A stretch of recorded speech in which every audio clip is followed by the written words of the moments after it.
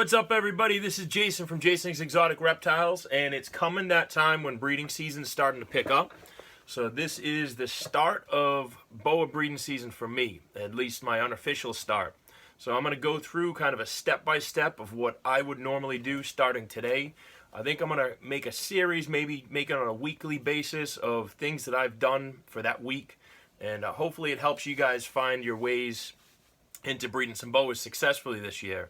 So what I'm doing right now is my temperatures have peaked over the summer, and I'm going to slowly start dropping my thermostats a degree or two every week.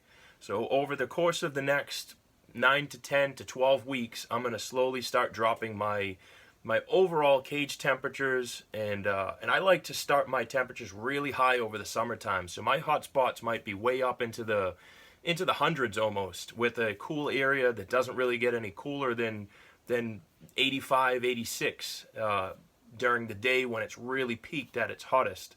So I do that so that I don't have to drop my temperature super low in the winter time. I live in New England, and around here we can have some pretty cold winters. I don't want my snakes ever really going below 75, 76, even at their coolest. So as a result, I like to start them high, and that allows me to do a huge temperature drop and really stimulate the follicle growth that I couldn't do if I kept these temperatures at 90 or 88 in the summertime. Where am I going to drop that to in the wintertime? That means my cage temperatures are going to be in the low 70s, and then I'm going to start hearing wheezing, and there's going to be some sick snakes. So I guess this process really isn't a year-long process, but I keep my snakes peaked high in the summer, and then I slowly drop them a degree or two every week as I come into breeding season. I'm feeding them still, I'm keeping them warm, I'm keeping them full and fed, and in a few weeks, probably around October, I'll start feeling for follicles in the females. And I'll make another video on how to do that. I'm still practicing on it myself, but once you feel them, you know what to feel for. And it's really helpful. Once you feel the follicles, you know that female's ready to breed.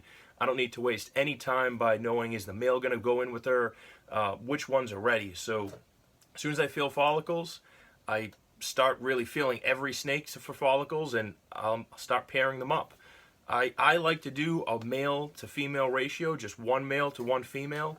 I don't like to cycle my males. I haven't had good results like that. It results for me in a lot of slugs. I don't know if that's common, I don't know if that's everybody's experience, but that's my experience. So I'm actually male heavy on this year, where I may do 2 males in the same bin with 1 female. And I'm just going to kind of mess with it and see if they breed right away, then that's the snake that's going to stick with it. And that snake's going to stay in there for, I don't know, 3 months, 4 months. I'm not going to move those snakes. Sometimes I may even feed them in the same cage. You have to be careful because they can wrap around the same rat, and you don't want that to happen. But I may just feed them in the same cage. You let one bite, you kind of push it in the corner, let the other bite, you push that in the corner, and you just check on them.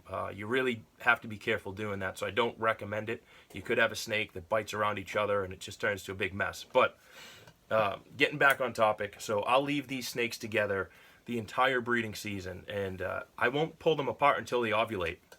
A lot of people will give them a break, pull them out.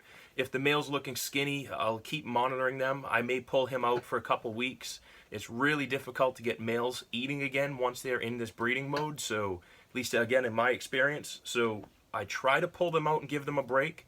If they won't eat, if they won't do anything, I just let them breed again, because they'll just rub their face off running around the cage trying to find the female again. So again, dropping the temperatures a degree or two every week. Feel for follicles around early October. Again, this is what I do. And then I'll start introducing males into females that have follicles, and they stay together for the whole season till I see ovulation. If I don't see ovulation, I'll keep them together until I don't see any more breeding. If I don't see any more breeding, I'll put another male in there, see if that stimulates breeding. If neither of the males are breeding, that tells me I missed the ovulation. I should probably track ovulations, but I don't. I usually miss them. I have a lot of snakes to run through, so I don't track it. Sometimes it can be a big one and it's noticeable. If I see it, I'll mark it. Otherwise, I'll just kind of look at them as they're getting ready.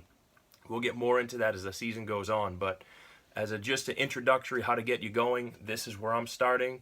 This is where I recommend you start. I've had a lot of luck with it this year, and we'll keep it going. So if you like this video, drop some comments, give me some new topics, give me some questions in the comments, subscribe, check out the website, www.jasonsexoticreptiles.com, and we'll keep this moving, keep this growing. So give me some more topics to talk about. Otherwise, I'm going to keep making shit up for you. So I appreciate you guys following and liking and watching the videos. Thank you.